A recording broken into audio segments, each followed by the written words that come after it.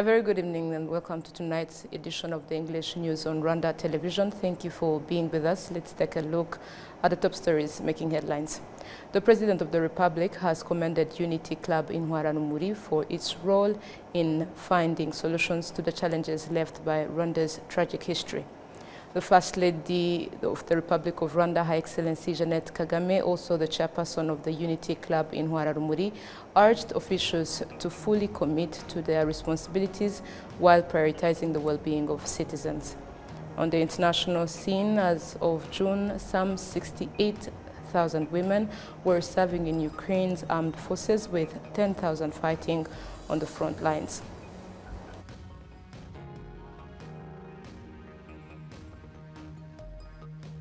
Bulletin, it's always a pleasure.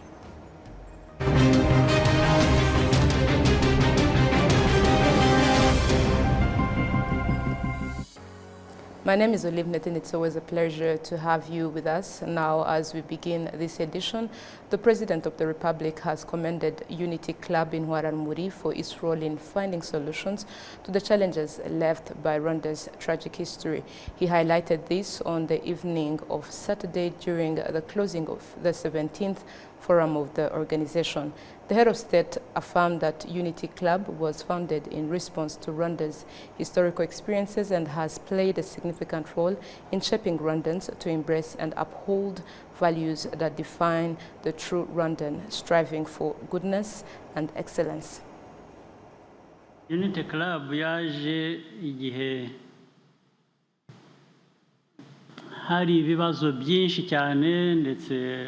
Unity Club was formed during a time with very many problems and when people were searching for solutions. The club therefore resulted as one of the many strategies that were being adopted so that solutions for the challenges we had been left with by our history could be found. Those were solutions based on the very many problems that existed at that time. Therefore, when I speak of Rwandans, that is what people should hear. We as Rwandans have many good characteristics that are evident and should be recognized. That should be the objective when it comes to our image as a people, though that is not always what others see. When people come together, as is the case with Unity Club, as the name implies, much is achieved, and that is how you should see the entire country. Despite all of those negative attacks against Rwanda, when people unite with a passion and even anger, driving towards a singular objective, and ask why we would be victimized in such a way by others, those attacks become nothing, the insults and the lies. However, you must learn how the world works. At the 17th Unity Club in Rwanda General Assembly, youth participants pledged to fully embrace the opportunities made possible by Rwanda's progress after the 1994 genocide against the Tutsi. We have details. During a discussion on Rwanda's history, Professor Jean-Léonard Buhigiro, a history expert, highlighted that prior to colonial rule, Rwandans lived harmoniously and worked together towards the country's development. If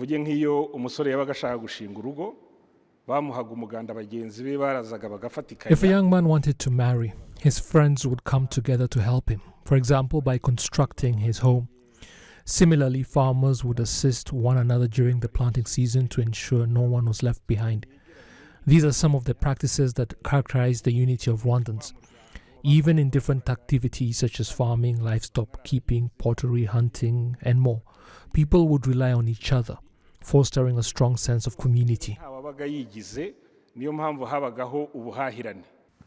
Dr. Philbert Gakwenzire, a historian and genocide researcher, explained how the First and Second Republics intensified discrimination and divisions among Rwandans.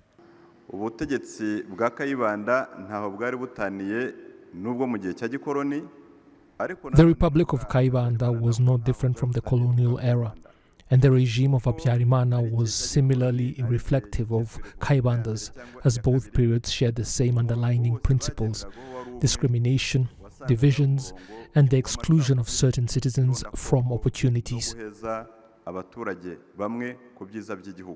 Political expert Dr. Eric Ndushabandi emphasized that it is the responsibility of the youth to continue building a stable and prosperous nation. amahitamo ya politiki mu rubyiruko ruzayobora ejo n'ejo bundi hazaza.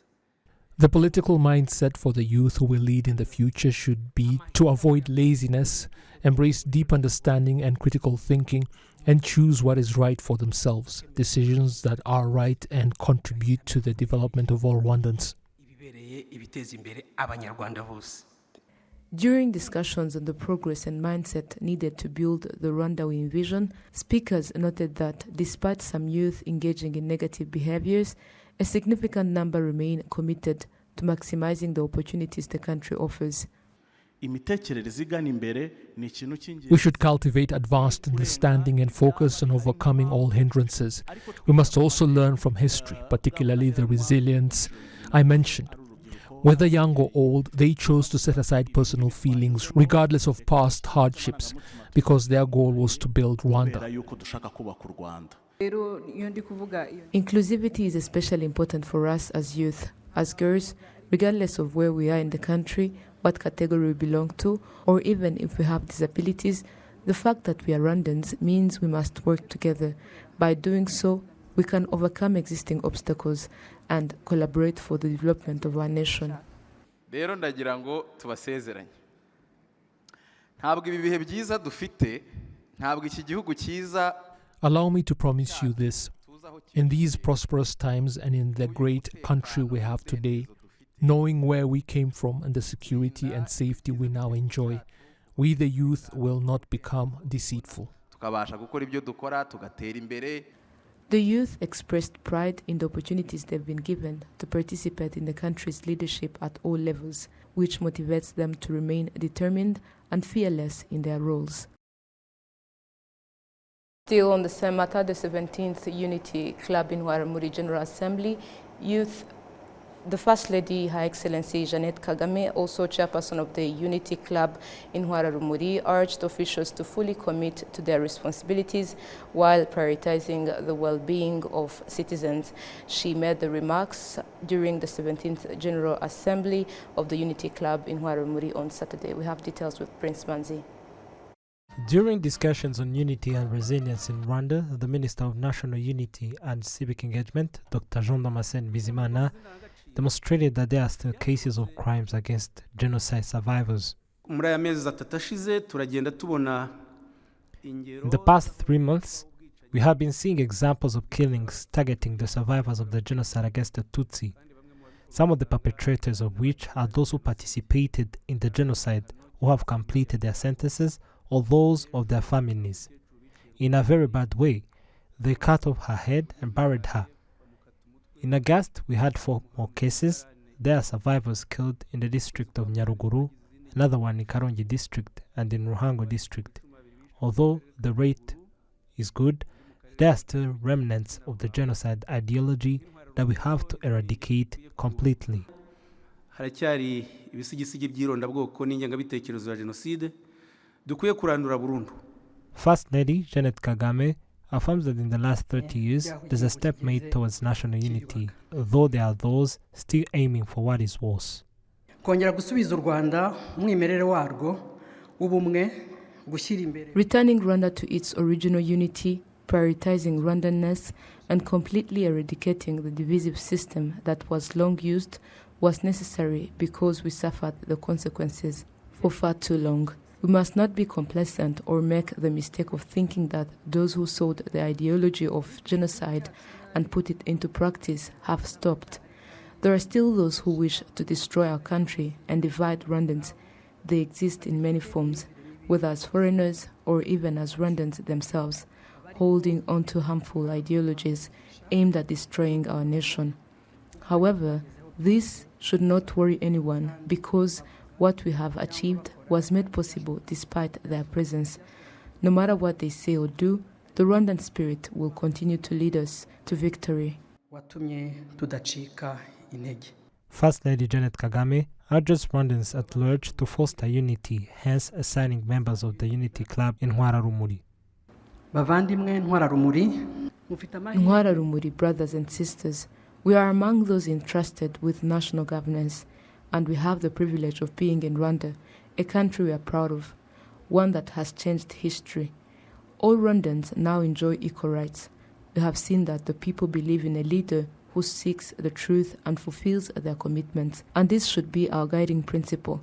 As in Rumuri, if it is fighting for us to return to our roots, engage in discussions about the challenges that threaten us, and remind each other of the importance of continuing the journey to foster our identity as Rwandans and strengthen our unity. The Ministry of National Unity and Civic Engagement demonstrates that a study conducted demonstrated that 99% of Rwandans are prioritizing unity and are in favor of strengthening it even further. Moving ahead, the youth emphasized the awareness of importance of understanding the true history of the genocide against the Tutsi, recognizing it as a powerful tool in combating those who distort it, including individuals who misuse social media platforms. And Nora Gladys reports. Around the world, there are still individuals who deny or minimize the genocide against the Tutsi in Rwanda. These individuals often use various methods, particularly social media platforms, to spread their view. The youth say that social media is a tool they should use to confront these individuals. It is absolutely imperative for the youth to engage in knowing first the tragic history that the country has encountered.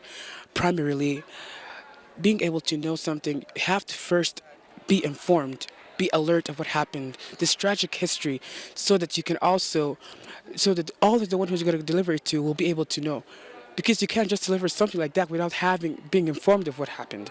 So after having been informed, those who have been informed would go to spread it all over, so that this tragic history cannot keep on, being in hand or just being on progressing. To positively enhance this, the youth should share information, positive information, information that will build the country. Principally, several things that had happened, especially of course, this tragic history that we have encountered unconditionally or unexpectedly. The youth should engage a role, especially by sharing, as I said, sharing the information, but first being alert of what they share, because there are some people who may impetuously deliver information or just without actually thinking, or just may end up thinking the wrong things or saying the things which are actually inappropriate. So they have to first be vigilant and alert of what they share, so that if this happens, there'll be a unification and positive understanding between youths and the country in general, so that it can enhance better, and this enhancement will be absolutely helpful to the citizens of Rwanda. As the youth, we should play a very, very strong role in fighting people denying that genocide happened. The first thing we could do is engage in contributing activities, either contributing in everything that the country has to offer. We all know these activities like Umuganda. Those are the activities that we, the youth, should contribute into in order to build our country more, so that those that are denying that genocide happened don't have anywhere to start. And the second thing we could do as the youth is learn our past, learn our history, learn from what happened, learn from the bad things that happened, learn from the genocide against the Tutsi in 1994. It's how it started, how everything happened, so that we could know where to start from and how to fight.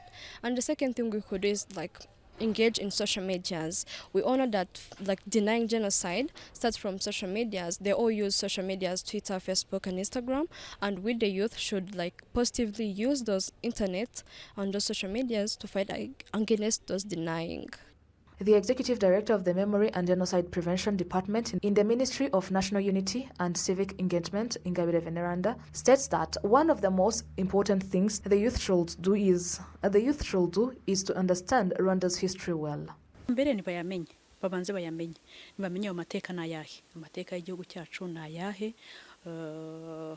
First of all, they have to know the true history of their country and learn from it. We encourage them to visit the genocide memorial sites, learn about their locations, and understand the history these sites contain. Each of these memorial sites has a unique history, so it is important for them to learn and reflect on it to ensure that genocide never happens again. As the future leaders of the country, the youth should be particularly knowledgeable about this history. Our suggestion is that they visit these genocide memorial sites and learn the real history so they can pass on the correct story to their children in the future. bayige bayamenye neza babashe kuyakuramo amasomo ariko no kuyasobanurira abazabakomokaho. The Chief Executive Officer of IHS Trust, which focuses on preventing genocide and crimes against humanity, Freddy Mutanguha, highlights that teaching the true history of Rwanda is an effective way to prevent the recurrence of genocide. As the person who spent most of my time at the Kigali Genocide Memorial describing the process of genocide and how the genocide against Tutsi in Rwanda was implemented and put in action in this country, I have to say that this is really a great opportunity for the world. Men are the planners of genocide. So having women involved in the prevention of genocide, the ideology of genocide, denial of genocide, it's crucial.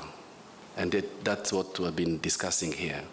The role of media and role of mediation and dialogue in the prevention of genocide.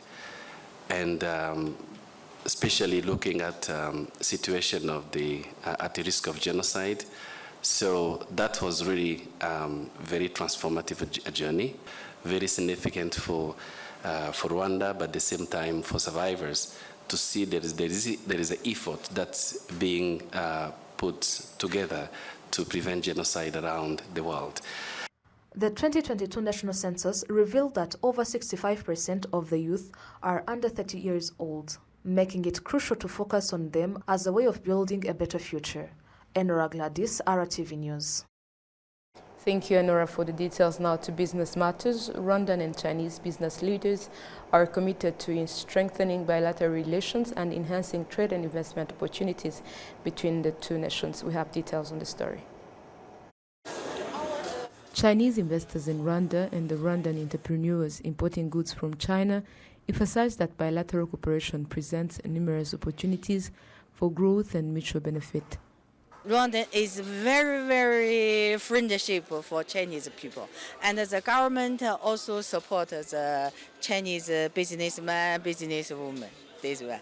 We come here to the furniture factory.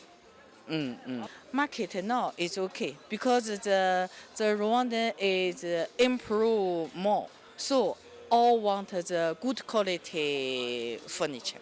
The chairman of the Rwanda-China Alumni Organization, Theoneste Higaniro, believes that this collaboration will foster the development of both nations. For Chinese companies, I believe that the local companies that you will meet today, they are not only eager to learn from you, but also to share their unique expertise and perspectives of the business here in Rwanda. I fully understand that Chinese company will succeed more on the local market if you are having collaboration with the local companies working in the same field and support each other in one way or another. The ambassador of the People's Republic of China to Rwanda notes that investment and trade between the two countries have significantly increased, driven by the political will of both nations' leaders. Early in September, the summit of the FOCAC was held in Beijing. President Kagame visited China and attended the summit. President Xi and President Kagame held a very important meeting. They reached great consensus. The two leaders announced to lift our bilateral relations to the comprehensive strategic partnership. President Kagame gave a very primary and fundamental explanation for this partnership. Aimable Kimenyi, the vice president of the Private Sector Federation, highlights that the combination of Chinese expertise and Rwandan uniqueness makes anything possible. This collaboration is evident in ongoing projects. If you come, 3.5 billion is nothing for China. If you come and you build it, we have 80 million around us, 80 millions who comes to buy things here. I don't think it's expensive if we put our hands together. Everyone here giving $10, we can get out with a lot of money. So the challenge again I'm giving to Your Excellency is to engage everyone here, to engage every Rwandan. We give $1 on that railway because we need it. And if China make it, all businesses, the prices, many things will happen. And you know we are a committed country. We pay our bills, but we need you brothers and sisters, our elders. We need you to show we did this in Rwanda. It was not possible. We need the impossible. In 2023, bilateral trade between Rwanda and China reached $550 million, a 16.5% increase from the previous year. China is Rwanda's top trading partner and investor.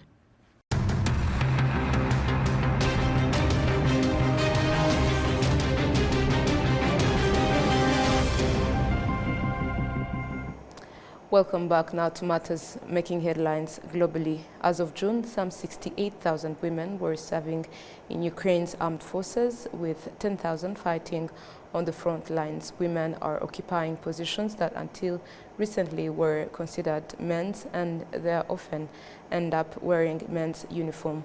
But that may be changing thanks to volunteers. VOA has the details.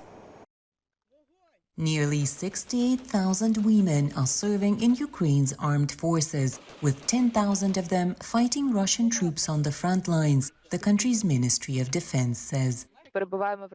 You can be woken up in the middle of the night at 3 a.m. because I'm being called and told that there is an evacuation and that I need to coordinate it while the rescue team is on its way. So you get up and do it.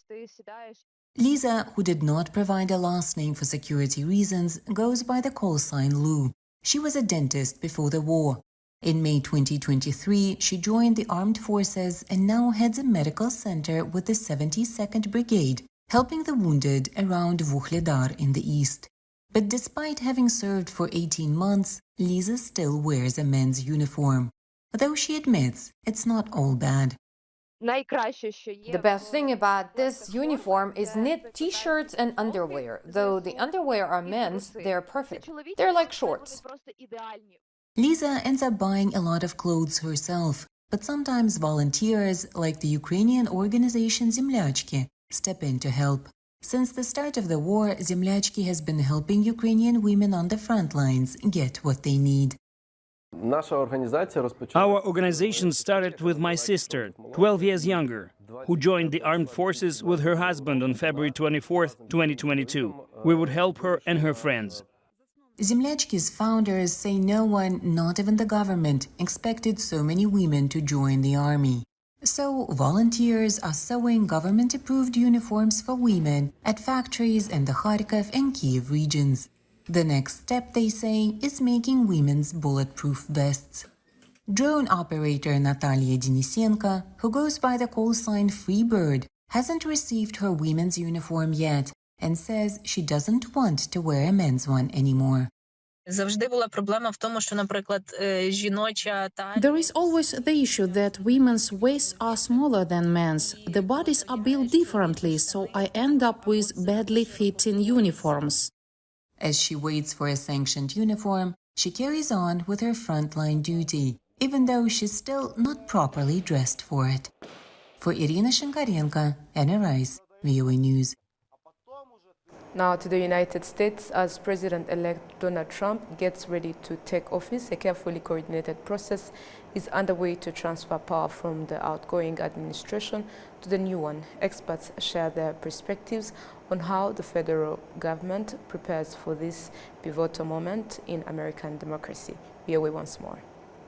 I appreciate very much a transition that's so smooth. It'll be as smooth as it can get, and I very much appreciate that, Jim. A peaceful transfer of power, an enduring tradition, a solemn promise, and an important component of American democracy. After a U.S. president is elected, there is a flurry of activity before he or she is sworn in.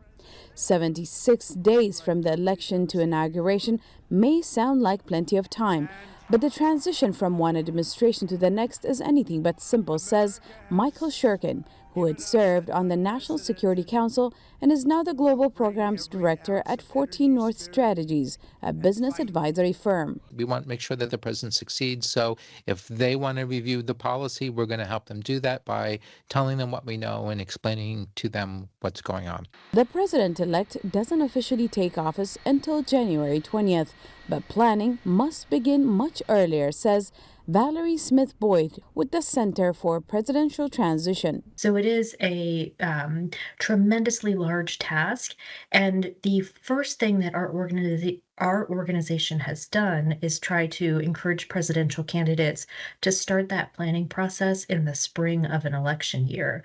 Of course, they have a big focus on winning the election, but they also need to establish a separate organization that is looking at how to vet hundreds of thousands of resumes to select exactly the right people to convert their policy promises into action. Filling government positions is no small task. Many of the positions require Senate confirmation, while others must be vetted for classified security clearance, creating a delicate time, Boyd says. We do see times of transition as a period of vulnerability for the nation because political appointees, senior leaders are leaving one administration. There may be delays in new people coming on board. And of course, that can create some challenges in communication or understanding roles and responsibilities. The U.S. has a long-standing tradition of peaceful power transitions dating back to the first in 1797 when George Washington handed the presidency to John Adams. At the heart of successful transfer of power, Boyd says, is clear and effective communication. So a peaceful transfer of power at its best looks like an incoming and outgoing team sharing information and working closely together to protect the country and the world from very serious risks. Shurkin emphasizes that ultimately a smooth-running democracy is more important than who wins the election. For democracy to function, everybody has to, at a certain level, understand that as long as the system works, the system is sort of more important than they are. So the success, the health of the system is more important than whether or not your guy won or lost the election. And I think that has historically been an important reason why American democracy has been so stable and so relatively successful. As the nation prepares for the next presidential inauguration, the transition process is a reminder of the people behind the scenes who make democracy work. Salem Solomon, VOA News, Washington. The story brings us to the end of tonight's bulletin, but before we leave, a reminder of the top stories. The President of the Republic has commended Unity Club in Rwanda for its role in finding solutions to the challenges left by Rwanda's tragic history. The First Lady of the Republic of Rwanda, Her Excellency Jeannette Kagame, also chairperson of the Unity Club in Rwanda, urged officials to fully commit to their responsibilities while prioritizing the well-being of citizens. On the international scene, as of June, some 68,000 women were serving in Ukraine's armed forces, with 10,000 fighting on the front lines.